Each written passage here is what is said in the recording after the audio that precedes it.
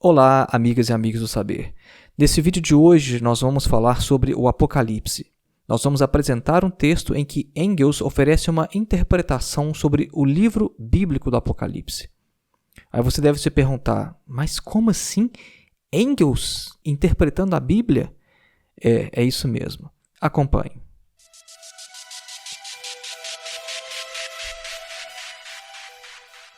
O livro bíblico de Apocalipse é um dos mais misteriosos, um dos mais obscuros. Todas aquelas fortes imagens sobre uma besta que subiu do mar com 7 cabeças e 10 chifres, ou então o número da besta, que é o número de um homem, que é 666, aquelas profecias sobre o fim do mundo, as pragas vindo sobre a terra, o planeta sendo devastado e descendo uma nova cidade celestial do céu. Todas essas coisas vêm cativando a imaginação dos homens há pelo menos 2 milênios. No século XIX, houve grandes progressos na questão da interpretação bíblica.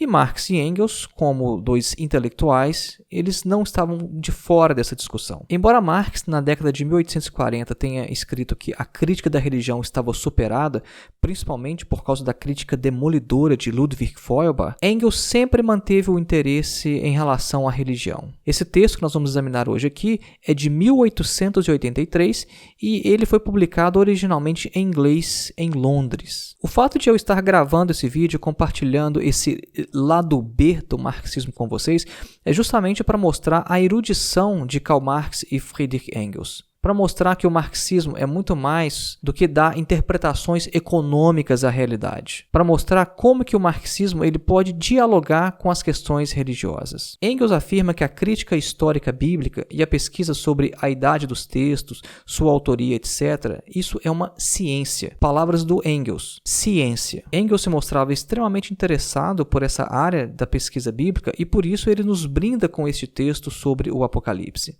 Aos seus leitores londrinos, Engels afirma que essa ciência da interpretação bíblica ela era muito difundida na Alemanha, mas que ali, onde ele estava divulgando o seu texto, quase ninguém tinha notícia em que consistia essa pesquisa histórica bíblica. No início do texto, ele cita alguns importantes autores que vinham trabalhando sobre a questão da religião, do cristianismo, da figura histórica de Jesus, e ele cita ali o Strauss, que havia publicado um livro sobre a vida de Jesus na Alemanha, e cita também o Renan, que havia publicado um livro também com o mesmo nome, mas na França. E aí ele afirma que, na verdade, o francês não passava de um plagiador do alemão, mas ele coloca aqui um trecho para mostrar quais que eram as semelhanças entre as comunidades cristãs primitivas e os movimentos de esquerda, os movimentos proletários ali do século XIX. Ernest Renan fala o seguinte: se vocês querem saber como eram as primeiras comunidades cristãs, então não as comparem com as comunidades de nossos dias.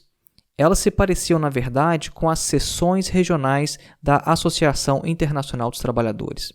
E o Engels fala que isso é verdade mesmo. O cristianismo, originalmente, ele alcançou as amplas massas pobres da população exatamente como o socialismo. E isso também na forma de uma ampla difusão de seitas, de tendências e doutrinas, muitas contraditórias entre si. Foi nesse contexto, então, que surgiu o livro de Apocalipse. O livro de Apocalipse foi escrito num contexto em que o cristianismo ele estava crescendo em meio às camadas mais pobres da população, havia uma grande segmentação, não existia uma unidade doutrinária da igreja, e o Apocalipse é o livro que vai deixar isso mais claro, justamente por ser um dos livros mais antigos do Novo Testamento. Engels afirma que, embora o Apocalipse pareça um livro obscuro e cheio de mistérios, ele, na verdade, é o mais fácil e o mais claro de todo o Novo Testamento. A primeira coisa que chama a atenção logo de cara no Apocalipse: a existência de diversas igrejas e seitas e mais seitas. O livro é dirigido a 7 igrejas que estão na Ásia, e além dessas 7 igrejas, outras 3 seitas ainda são mencionadas. Uma dessas seitas é a dos Nicolaítas, uma outra é dos seguidores de Balaão e uma outra é dos seguidores de uma mulher que é chamada de Jezabel, em referência a uma outra personagem do Antigo Testamento. Essas 3 seitas são criticadas e são, inclusive, acusadas de atos de fornicação. E aqui o Engels ele faz uma observação interessante. Ele afirma que sempre que há um grande movimento revolucionário de massas, a questão do amor livre sempre vem à tona. Então, o que deveria acontecer provavelmente ali no cristianismo primitivo é que entre as comunidades cristãs deveria poderia haver também alguma seita que falava sobre o amor livre, e outras seitas mais tradicionais não aceitavam aquilo e chamavam aquilo de fornicação, de adultério e etc. O cristianismo, segundo Engels, foi formado pelas massas, assim como todo o movimento revolucionário. Surgiu de maneira desconhecida por nós na Palestina no momento em que pipocavam centenas de novas doutrinas, de novos profetas, de novos líderes e novas religiões o tempo inteiro. O cristianismo foi uma dessas religiões, uma dessas seitas, uma dessas doutrinas que apareceu entre centenas de outras. Engels afirma que a crítica histórica bíblica vai mostrar que no livro de Apocalipse a gente tem o cristianismo preservado na sua forma mais pura, como ele era naquela época. No Apocalipse, por exemplo, só há um ponto dogmático, segundo Engels, que é a doutrina de que os cristãos são salvos a partir do sacrifício de Cristo. Mas no Apocalipse a gente não tem nenhum sinal da Trindade, por exemplo, que é uma doutrina que surgiu bem depois na história da igreja, e nenhum sinal da doutrina do pecado original. Jesus, inclusive, ele aparece no Apocalipse não como uma pessoa da altura de Deus. Ele aparece como um cordeiro, mas esse cordeiro é subordinado a Deus no livro de Apocalipse. No capítulo 15, versículo 3, ele é até mesmo nivelado a Moisés. O versículo diz o seguinte: E cantavam o cântico de Moisés, servo de Deus, e o cântico do Cordeiro. Grandes e maravilhosas são as tuas obras, Senhor Deus Todo-Poderoso. Justos e verdadeiros são os teus caminhos, ó Rei das Nações.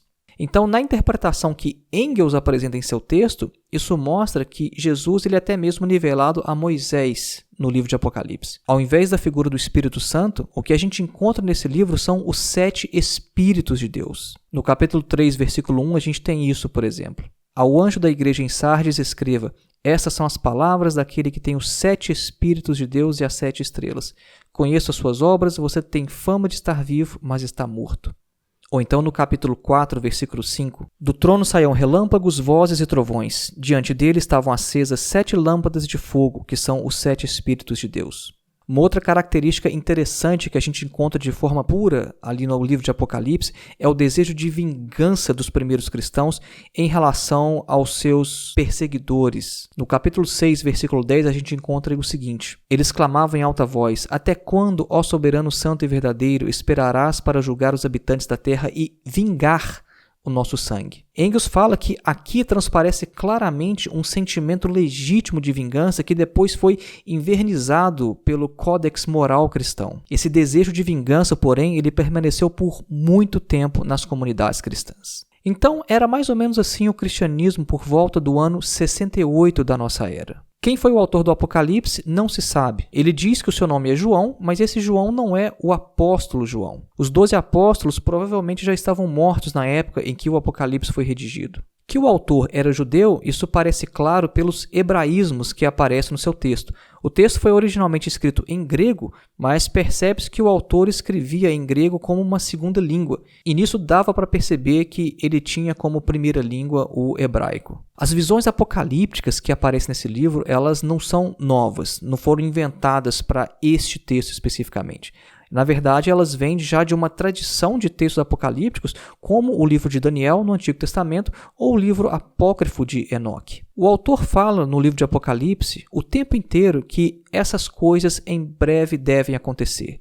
É por isso que hoje a gente tem a ideia de que o livro ele trata de profecias e que essas coisas devem acontecer a qualquer momento. Só que passaram-se 2000 anos e nada. Então a pergunta que Engels se coloca é: qual que era o breve na cabeça desse autor? O que ele quer dizer com breve? Os principais capítulos que falam sobre a grande crise pela qual o mundo passaria são os capítulos 13 e os capítulos 17. No capítulo 13, João revela que ele teve uma visão de uma besta que subia do mar com 7 cabeças e 10 chifres. Uma das cabeças parecia ter sofrido um ferimento mortal, mas o ferimento mortal foi curado. Então, todo o mundo ficou maravilhado e passou a seguir a besta. Aí o texto fala que a esta besta foi dado o poder de governar por 42 meses. E ela faria guerra contra o cordeiro e todos deveriam trazer a sua marca na mão ou na testa, a chamada marca da besta. E aí no capítulo 13, versículo 18, a gente tem o seguinte: Aqui há sabedoria. Aquele que tem entendimento calcule o número da besta, pois é número de homem. Seu número é 666. Segundo Engels, no século II da nossa era, um dos pais da igreja, chamado Irineu, ele já sabia que essa besta, ela se tratava do imperador Nero. Nero foi o primeiro perseguidor dos cristãos e quando ele morreu, se espalhou ali o boato ou o mito, a crença de que na verdade ele não estava morto, que ele tinha sido apenas ferido, mas que ele retornaria. E quando ele estivesse de volta, ele espalharia novamente o terror pelo mundo. Irineu também afirmava que havia uma outra forma de se extrair valores numéricos dos nomes e que então o número da besta 666 poderia ser também 616. Isso eu vou explicar o que acontece. É o seguinte, hoje nós temos os números arábicos. Só que antes da invenção dos números arábicos, as letras do alfabeto eram utilizadas também como números. É por isso que a gente tem os algarismos romanos, né? A gente tem ali, por exemplo, que o V ele vale 5, o X vale 10. Então, como as letras do alfabeto representavam também números, os nomes ele também tinha um número em si. É por isso que era possível calcular o nome de uma pessoa. Então, quando o autor do Apocalipse fala que o número da besta é o número de um homem, isso quer dizer que se você pegar o nome dessa pessoa e pegar o equivalente, ou seja, pegar quanto vale cada letra do nome dele e somar essas letras, o número vai dar 666. A besta surge novamente no capítulo 17, mas dessa vez ela aparece como uma mulher, como uma prostituta. Aí vem um anjo e esclarece a João o que ele tinha visto. Então vejam só qual que é o simbolismo por trás dessa questão da besta. A besta que você viu era e já não é. Ela está para subir do abismo e caminha para a perdição. Os habitantes da terra, cujos nomes não foram escritos no livro da vida desde a criação do mundo, ficarão admirados quando virem a besta, porque ela era, agora não é, e entretanto virá. A mulher que você viu é a grande cidade que reina sobre os reis da terra. Então, Engels mostra para a gente o seguinte, tem duas informações claras aqui. A primeira é que essa dama vestida de vermelho é Roma. É a cidade de Roma, representa o Império Romano. No período em que o Apocalipse foi escrito, regia o 6º imperador romano. Depois dele viria um outro que reinaria por pouco tempo, e então viria o retorno de um deles, que era um dos 7, foi ferido, foi curado e cujo nome continuava misterioso. Então, historicamente, qual foi a sucessão dos imperadores romanos? Começando com Augusto, nós temos então Augusto, Tibério, Calígula, Cláudio, Nero e depois Galba, que reinou por um curto período de tempo, menos de um ano. Segundo Engels, então, o livro de Apocalipse deve ter sido escrito entre 9 de junho de 68 e 15 de janeiro de 69. Este foi o breve período em que Galba reinou. E agora, então, segundo Engels, vem a prova definitiva de que o 666 diz respeito ao imperador Nero. Engels nos explica que cerca de 300 anos antes do início da nossa era, os rabinos eles tinham uma forma mística, cabalística, de calcular os valores numéricos dos nomes. Essa técnica se chamava gematria e ela consiste no que eu acabei de falar agora há pouco. Então foi isso que o autor ele utilizou para calcular o número da besta. Então a gente tem duas indicações, né? Se a gente considerar o que Irineu falou no século II, o nome do número da besta ele deve resultar tanto em 666 quanto em 616. E se a gente pegar as letras hebraicas, então, a gente tem o seguinte, eu vou colocar aí na tela, deem só uma olhada. Isso aí eu peguei do próprio livro do Engels. Se a gente escrever Imperador Nero em grego, Neron, César, aí a gente vai fazer o cálculo correspondente a cada uma disso aí, e no final, qual que é a soma das letras? A gente tem, então, 666. No entanto, se a gente escrever Imperador Nero da forma latina, mas utilizando as letras hebraicas, então o N de Neron some, então a gente fica só com Nero, e o N sumindo, vai sumir o valor de 50 e com isso o cálculo dá 616. Então, como a gente pode ver, essa interpretação que Engels faz do Apocalipse vem de uma tradição já surgida principalmente ali no século XIX, na Alemanha, muito comum entre os teólogos que buscavam interpretar os textos bíblicos de maneira mais materialista, que buscavam entender o contexto de surgimento de tudo aquilo ali. E é interessante ver que Engels se interessava por esse tipo de discussão e que, ao invés de simplesmente descartar a religião ou fazer críticas externas, ele entrava para as discussões internas da teologia. Então, muita gente, às vezes, querendo ser mais esquerdista do que o próprio Marx e o próprio Engels, tem uma atitude muito sectária que, na verdade, pouco acrescenta ao debate intelectual que a esquerda deve fazer. Como o Slavoj Žižek ele afirma, a crítica da religião ela deve ser interna, no sentido de que o mais importante, quando falar sobre religião, é exigir que os devotos, que os fiéis, eles sejam coerentes com a fé que eles professam. Freud mesmo já havia mostrado que argumentos racionais são, na verdade, praticamente inúteis para se combater a religião. O mais interessante, então, é desmistificar a religião. Uma interpretação como essa do livro de Apocalipse, mostrando que os livros têm contexto que se referem a realidades históricas, materiais concretas de determinada época, faz muito mais para esclarecer a visão de mundo de uma pessoa religiosa do que simplesmente fazer uma crítica externa, falar que Deus não existe ou simplesmente falar que tudo aquilo ali é bobagem. Então esse foi o vídeo de hoje, pessoal. Espero que vocês tenham gostado de conhecer um pouco sobre esse texto, que é como um lado B do marxismo, um texto pouco conhecido.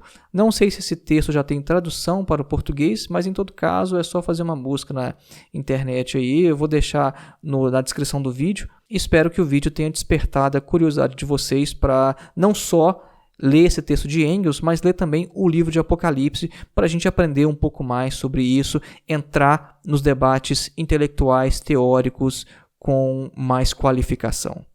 É isso aí, deixa o seu like no vídeo, deixa o seu comentário, se inscreva no canal e até a próxima.